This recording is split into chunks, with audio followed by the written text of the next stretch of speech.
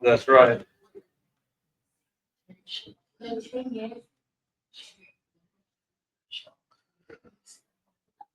All right, we are in Isaiah chapter 34. We are sort of in a transitory stage between chapter 33 and 34. We have been seeing since chapter 28, 28 actually,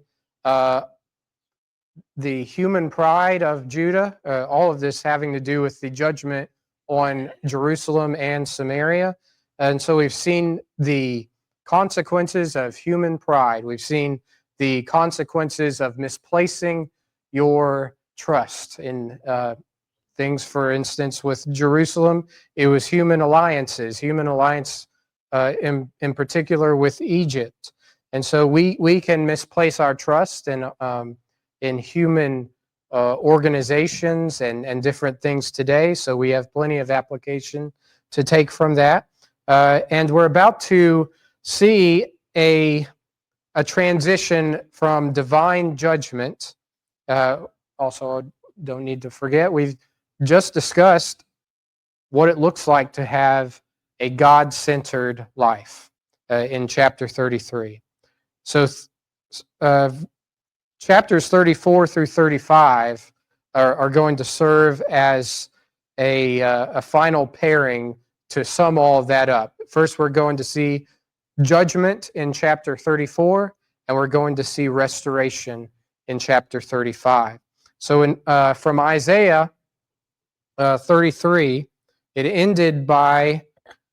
ends, let's go ahead and read that, starting in verse 20. Starting in verse 20 of Isaiah 33, "Look upon Zion, the city of our solemnities. Thine eyes shall see Jerusalem, a quiet habitation, a tabernacle shall not be taken down.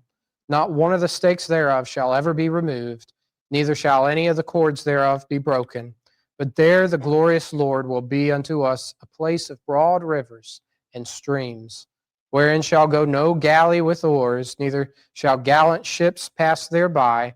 For the Lord is our judge, the Lord is our lawgiver, the Lord is our king, he will save us. Thy tacklings are loosed. They could not well strengthen their mast, they could not spread the sail. Then is the prey of a great spoil divided. The lame take the prey, and the inhabitant shall not say, I am sick. The people that dwell therein shall be forgiven their iniquity. It is within the walls of that city that he is describing there that we want to find ourselves, that Judah would want to find themselves. And they would find themselves if they were to lift their eyes to the King and his beauty. There, verse 17, as we saw, thine eyes shall see the King in his beauty.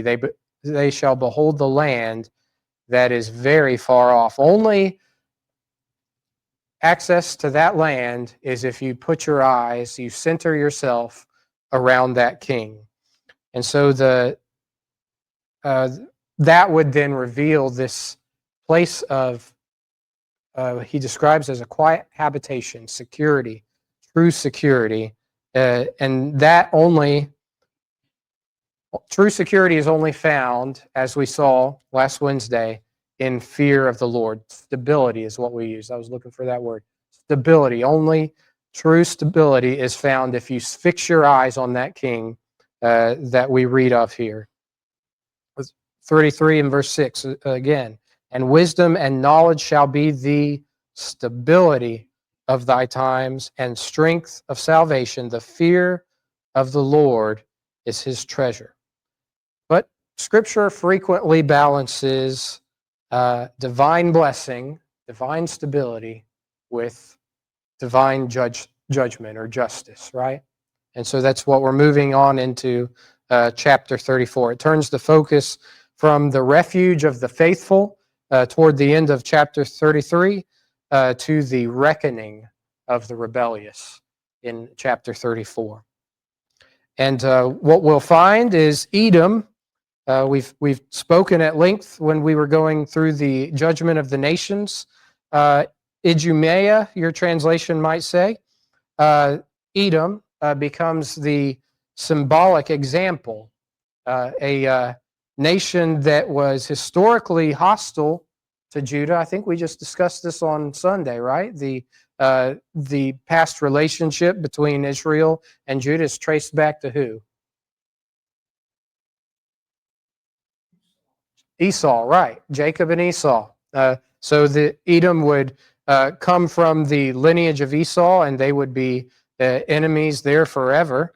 And we see in multiple passages, Psalm 137, verse 7, Obadiah chapters 10 through 14 speaks of Edom and their hostility toward them. Also, Ezekiel 35, verses 5 through 15. Plenty of passages we can go to see the absolute hostility, the rejoicing that Edom had in the calamity of Judah, as we have already seen them rejoicing in their calamity with the passing of Ahaz in a study of this book. And so their character here in chapter 34 made them a representative of a certain type of behavior. And that would be those that are aligned against God's purposes, that are just aligned against, just love to see God's people suffer, God's purposes as they see it thwarted. And of course, we know that the king's purposes will never be thwarted. But the key verse of this, we're going to see in verse 2. Let's go ahead and read verses 1 through 2 of chapter 34. If I could have somebody read that for me, please. Pay attention, you peoples. Let the earth hear and all that is in it, the world and all that comes out of it. The Lord is angry with all nations, wrath on all economies. He will totally destroy them. He will give them over to slaughter. All right, thank you very much. So we have, first of all, a universal call to hear God's indictment here. Come near, ye nations, to hear, and hearken, ye people. And we have that key verse in verse 2, for the indignation of the Lord is upon all nations, and his fury upon all their armies. So he's speaking to Edom, but who is being summoned to listen into this judgment? All nations, right? Everybody. So this is a very broad summon, isn't it? It's everybody. And it's characteristic of prophetic literature. He constantly does this. He calls all nations. We saw earlier in a study of this book, he calls all of nature to witness against Judah. And now he's calling the whole earth to attention again against Edom. And of course, when he's saying these things to Edom, we are to take note of it. And it's like watching your sibling get punished for one thing. Are you going to do the thing that you saw your sibling get punished against?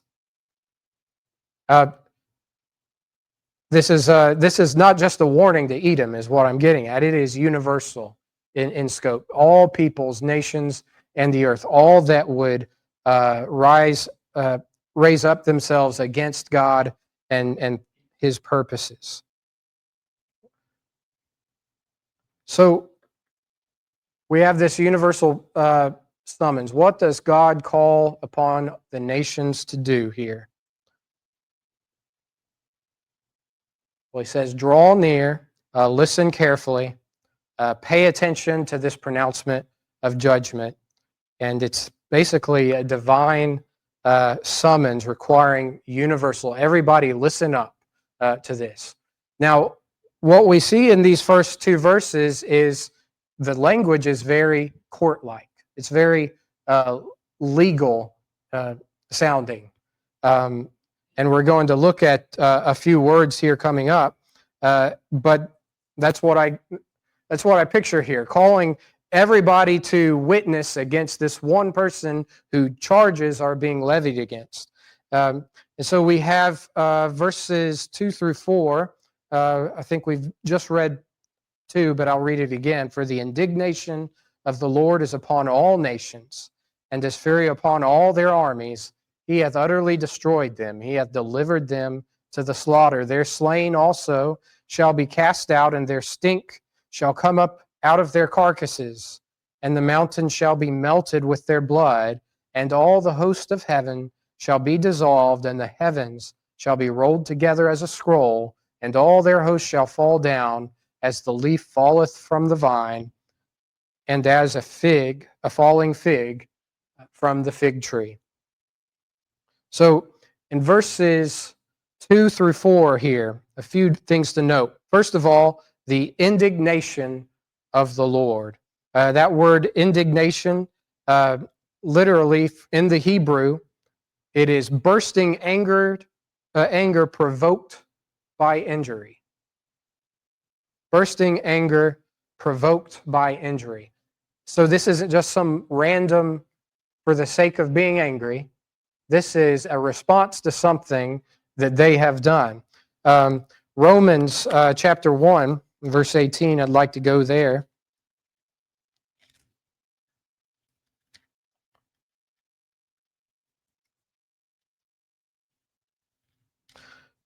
Romans 1:18, for the wrath of God is revealed from heaven against all ungodliness and unrighteousness of men who hold the truth in unrighteousness. And going over to chapter 2 and verse 5, but after thy hardness and impenitent heart treasurest up to thyself wrath against the day of wrath and revelation of the righteous judgment of God. So this is not just punishment, just anger for the sake of being anger. God doesn't respond to us spitefully with wrath. Rather, it is indignation. It is anger provoked by injury. And I wonder how often we think of sin itself as being an injury to God,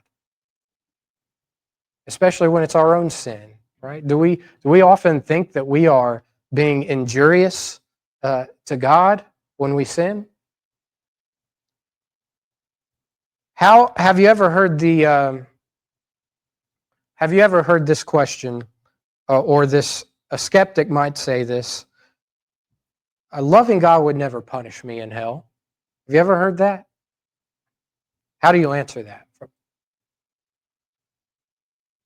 How could a loving God punish? Uh-huh.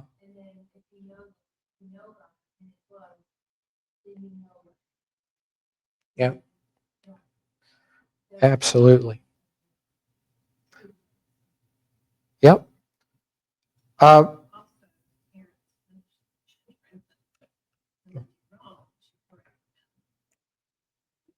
Absolutely. It would be unloving to not do it, right? Because being allowing the child to continue in error does not do the child any favors. And the same with us. But we're talking about justice here as well, and a justice requires certain things. I thought I put this up there. I didn't put it up there. So I've got a syllogism here. You guys remember what a syllogism is? Syllogism is a couple premises, supporting premises that bring you to a conclusion, right? Premise 1, God is perfectly loving and perfectly just and holy. We know that's the case from 1 John chapter 4 and verse 8. God is love. He is characterized. Love is part of his character. It's who he is. God is love. Deuteronomy 32 and verse 4, a God of truth and without iniquity, just and right is he. He is a God that is just. And in the book we're studying, Isaiah chapter 6 and verse 3, holy, holy, holy is the Lord of hosts. God is perfectly loving, and he is perfectly just. Premise 1. Premise 2, perfect love and perfect justice cannot ignore or excuse willful, unrepented injury. Everybody get that? So premise 1, God's perfectly loving and perfectly just. So if he's perfectly just, Perfect love and perfect justice cannot ignore or excuse willful, unrepented injury. Habakkuk chapter 1 and verse 13, thou art purer eyes than to behold evil, and canst not look on iniquity. Romans 6 and verse 23, for the wages of sin is death. Now think about what, if God could ignore iniquity, if he could ignore willful, unrepentant injury, that it violates a few things. It violates at least two things. It violates perfect justice because it fails to render what is due, right? Justice is what? You get what you deserve. So if he fails to punish, then you don't get what you deserve. That's a violation of his justice. It also violates his perfect love. It fails to uphold the infinite worth of God and the true good that he is. So he's perfectly loving, perfectly just. A perfect love and perfect justice cannot ignore or excuse willful, unrepentant injury. A God who is perfectly loving and perfectly just cannot ignore or excuse injury without ceasing to be perfectly loving and perfectly just. Everybody with me still? That was premise 2. Supporting premise 2. Premise 3, divine wrath is the necessary righteous response when sin remains unrepented of. So the conclusion, a perfectly loving God and a perfectly just God must express righteous indignation toward unrepentant sin. And we've got a solution to sin, don't we? And he provided that solution to us. A perfectly loving, perfectly just God. So that question is ignorant, isn't it? How can a loving God punish man in hell? Well, he would cease to be perfectly loving and perfectly just if he didn't. Everybody agree? So he's expressing this anger, this judgment against all nations here. Any comments or questions? Yes, sir.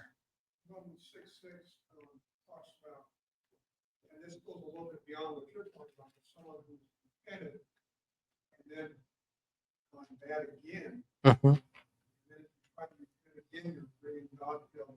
You've shamed him. Right. And I guess you put that maybe in the category of rebellion or something like that. That's the parents' hate. It's not the kid does something wrong.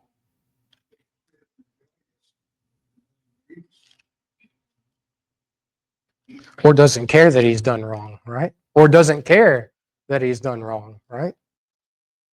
Yep, absolutely. You said Romans 6, knowing this, that our old man is crucified with him, that the body of sin may be destroyed, that henceforth we should not serve sin. So to turn from that and go back to serving sin is something God does not tolerate. I think verse 1 is extremely real from a parenting perspective. I can't tell you how many conversations we've had in our car where the child being gotten onto is being addressed, but everyone is being addressed. Absolutely. The other ones used to say, they don't as much as they used to. The other ones used to say, almost defending themselves. It's like, you're going to hear this. Yeah. And it is injurious. It is hurtful. Because the words are aimed in love to avoid the reality of what certain actions will yield. Yeah. And so the words are in an effort to provoke a behavioral change. And when that doesn't happen, you drive yourself crazy because you think, how else can I say this? Which is what we're seeing. Right. He's made it so plain. Yeah.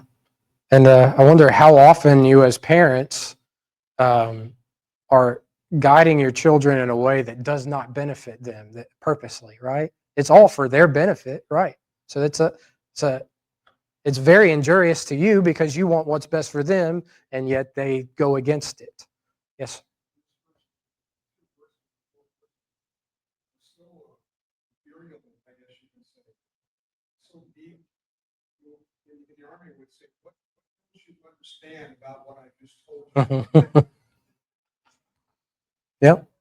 Do you have any further questions? Right. Yep, absolutely. Very strong. And it's indignation. It's not just wrath for the sake of wrath. It is because it has done injury. It has done it's for mankind's good, and yet they're rebelling against it. Yeah. Hmm.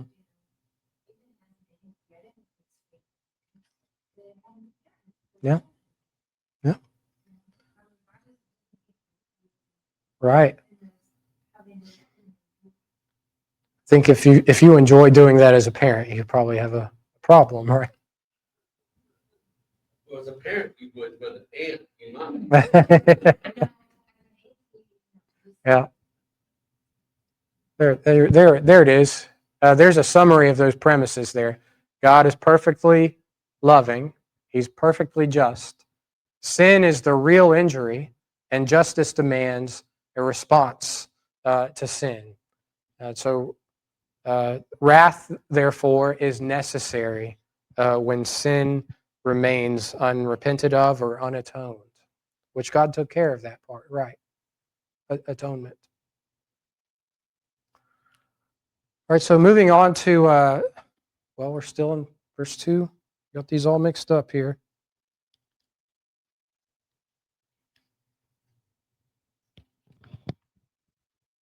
Slide 8. I tried to be organized and write my slide numbers here, but verses 3 through 4.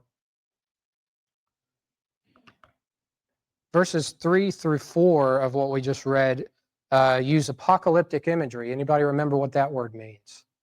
Apocalyptic. Revelatory. It's something that's concealed and then revealed. That which is concealed is revealed. Usually used, they use symbols and things of that matter, to convey a message. And so this imagery that Isaiah uses in verses 3 through 4 is later echoed in Revelation chapter 6, verses 13 through 14. You'll see imagery there referring to stars falling to the earth. Stars in biblical apocalyptic language often symbolize rulers or authorities or other powers. And it's not literal astronomy we're reading of here, but it's a symbolic of great powers being cast down. We have the fig tree is also an image used later on. Untimely figs, he says. It refers to winter figs, which were unripe, easy to be shaken off.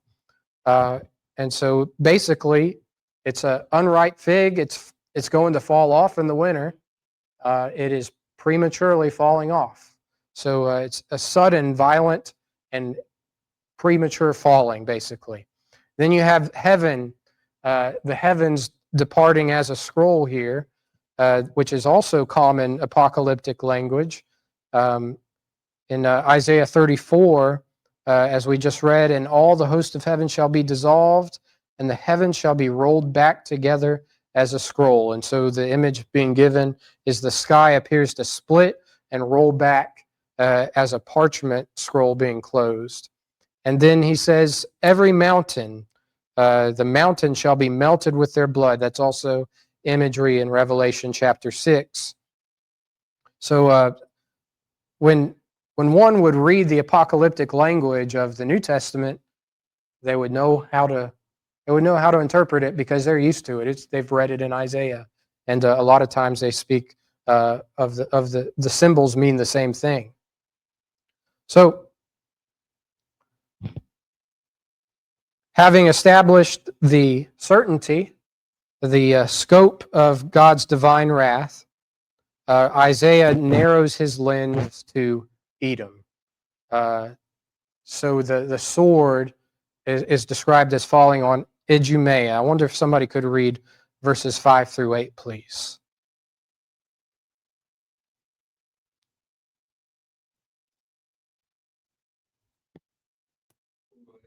Sword hath struck, and still in heaven, behold, it shall come down upon Edom, upon the people of my curse, to judgment.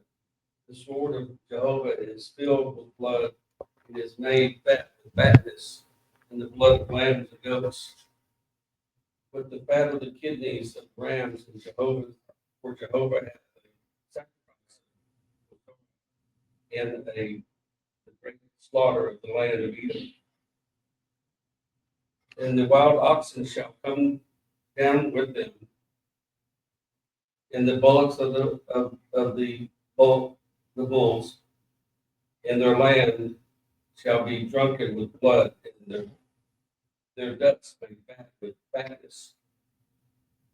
For Jehovah hath a day of vengeance, a year compensate, a recompense for the cause of Zion. And the streams of Edom shall be turned into pitch, and the dust thereof into brimstone, and the land thereof shall become burning patch. All right, thank you very much. So we have mixed imagery of a court scene of the trial, legal language, and this image, the imagery of these sacrificial. It's a sacrificial image, a very vivid picture of sacrificial slaughter, and so just Yep. So that's what the questions you've been seeing at the bottom were taken from Brother Frank's book. What do these verses portray? A sacrificial scene. You have God's word descending upon Edom, his sword rather, and the land becomes this site of this massive symbolic sacrifice, symbolizing his justice. Now, have you ever thought about how God pronounces judgment on the land a lot in the Old Testament? It's not just the people, it's of the land. Why do you think he does that? Well, if it was fertile, you could grow things, someone else may come and take over that land and do the same thing that people did before. Right. But if it's barren, Yes. you could grow Mm-hmm. land, you won't grow, no one will be there. Right. It used to be a practice in the military. In military campaigns, they'd take over a city and they would salt the ground. They'd salt the land. Why? You weren't able to use it to grow anything for a very long time, if ever. We see he's pronouncing this judgment on the land, and he's evoking this imagery like you saw with Sodom and Gomorrah. A lot of this is descriptive of Sodom and Gomorrah. We're past time. We'll pick up there in, I'll have to remember to pick up in verse 8 next. I'm not going to be here next Wednesday, so we'll have to figure that out. The couple, okay. Mike's teaching next Wednesday. Well, I'll be here Tuesday if we wanted to move. It's up to the eldership if we wanted to move it to Tuesday. Okay. Well, I won't be here. Okay. Awesome. All right. Well, thank you guys.